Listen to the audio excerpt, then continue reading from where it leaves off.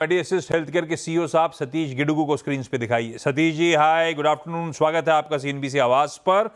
नतीजे मेडी असिस्ट के आप लोग को आपकी स्क्रीन पे नजर आएंगे। सतीश जी, इस बार के नतीजे थोड़े कमजोर दिख रहे हैं, मैं ऑपरेशनली कमजोर कहूंगा। Q2 में आय ठीक है 12% बढ़ी, एडजस्टेड प्रॉफिट्स 18% गिरे, ईयर ऑन ईयर मार्जिन में अच्छा खासा कॉन्ट्रैक्शन नजर आ रहा है। क्या कारण ये ऑपरेशनली थोड़ा सा चैलेंजिंग जो दिख रहा है मामला?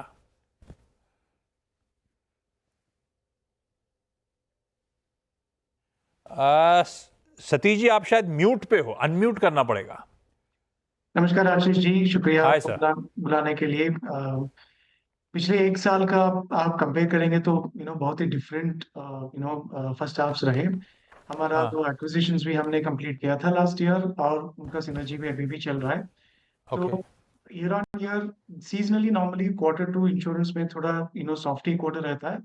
फिर भी against the industry growth of about 14% overall, हमारा ग्रोथ रहा 18% प्रीमियम्स के ऊपर ईयर ऑन ईयर। दोनों ग्रुप और रिटेल में हमारा मार्केट शेयर थोड़ा इम्प्रूव हुआ है, ऑलमोस्ट 100 बेसिस पॉइंट्स के ऊपर कंपेयर टू लास्ट ईयर। और जो एक्विजिशन किया था हमने रक्षा का, उनका सिनर्जीज अभी आने शुरू हो गए, इसलिए क्वार्टर ऑन क्वार्टर हमारा वो एबिटा भी थोड़ा बढ़ा है from Q1 to Q2। Quarter on quarter ठीक है, आपने कहा सीजनल होता है, इसलिए मैंने साल दर साल नंबर्स प्रेजेंट करे थे। बिल्कुल, ये धंधा सीजनल है। मैं इसीलिए उठा रहा था ये सवाल, ऐसा तो नहीं है market share retain, market share gain करने के लिए मार्जिन कॉम्प्रोमाइज कर रहे हो आप लोग? वो कहते हैं ना अंग्रेजी में, market share in lieu of margin. ये वो मामला तो नहीं है ना सतीश जी? बिल्कुल नहीं आशीष जी, बिकॉज ये जब ये एक्विजिशंस के स्प्री के पहले हमने दो हाँ। टीपी एक्वायर किए और एक इंटरनेशनल बिजनेस भी एक्वायर किया था पिछले 2 साल में। उससे पहले हमारा स्टेडी स्टेट मार्जिन रहा 23 और 24% के बीच में। और ये सारे एक्विजिशन जो है, जो लो सिंगल डिजिट मार्जिन का एक्विजिशंस रहे। अब लोएस्ट हमारा कंसोलिडेटेड रहा 21%, वो FY 24 का। Abhi, with consolidation, we're still at a 21.1%. So, I think as the synergies come in, Ashish ji, we expect to go back to our तो stable. आसान शब्दों में, जो अधिग्रहण करे उनका कंपनी लेवल से मार्जिन्स कम थे, उस इंटीग्रेशन के चलते कंसोलिडेटेड मार्जिन्स ठंडे पड़े। जैसे जो बिजनेसेस रैंप अप होंगे, आप कह रहे हो मार्जिन्स में वापस इजाफा देखने को मिलेगा, ये मान के चलूं मैं? बिल्कुल आशीष। ठीक बात। अच्छा, वो बड़ी खबर थी बीच में, अगस्त के महीने में आपने अपडेट दिया था 100% स्टेक पैरामाउंट का आप लोग 311 312 करोड़ में एक्वायर करोगे। तब अपडेट्स थे कि subject to regulatory approvals and closing conditions. क्या अपडेट्स हैं अप्रूवल्स को लेकर? किस टाइमलाइंस पे आप लोग वर्क कर रहे हो? पिछले 3-4 जो एक्विजिशंस हुए थे आशीष जी, उसमें हमको लगा 3-4 महीने on an average for the हाँ। अप्रूवल।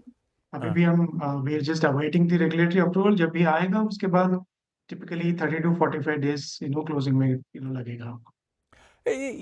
पैरामाउंट या जनरली, अब क्योंकि आप लोग जो सेगमेंट्स की बात कर रहे थे मार्केट शेयर की, बिल्कुल ठीक है, ग्रुप सेगमेंट में मार्केट शेयर दोनों में इजाफा था। वैसे ग्रुप सेगमेंट और रिटेल मार्केट का शेयर हो, ग्रुप सेगमेंट में 27-28%, रिटेल में 4-5%। ये पैरामाउंट जैसे एक्विजिशंस क्या दरअसल रिटेल में पैर जमाने के लिए है क्या? नहीं, दोनों में उनका भी ऑलमोस्ट सेम मिक्स है, ग्रुप और हाँ। रिटेल का। दोनों में हमारा हाँ। मार्केट शेयर बढ़ेगा। हाँ। ओवरऑल मार्केट शेयर तो 200-300 बेसिस के पॉइंट्स थोड़ा बढ़ेगा, ग्रुप प्लस रिटेल। जो हाँ। पैरामाउंट का एक्विजिशन है सिर्फ स्केल बढ़ाने के लिए, बिकॉज हमारा जो विजन है गवर्नमेंट का 2047 इंश्योरेंस फॉर ऑल, हम्म। वो जब insurance penetration if it has to go up, हम हमारे जैसे टीपीएम को I think we have to invest a lot in scale and build a larger platform. वो सिर्फ वही रहा purpose for acquisition of Paramount.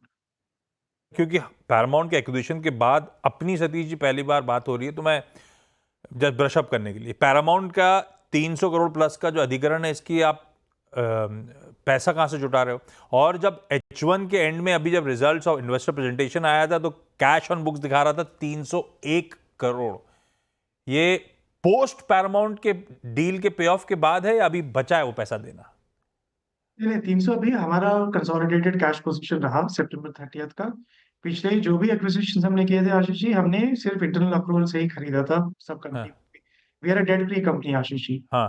तो hope to hope to cover this through internal approvals.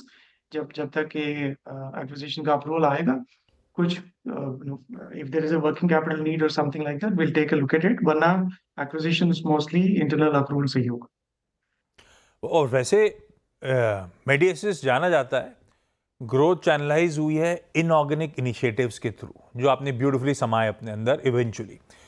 वो dedicated health care services, Medicare, Mayfair, मेडवांटेज, रक्षा, अब Paramount.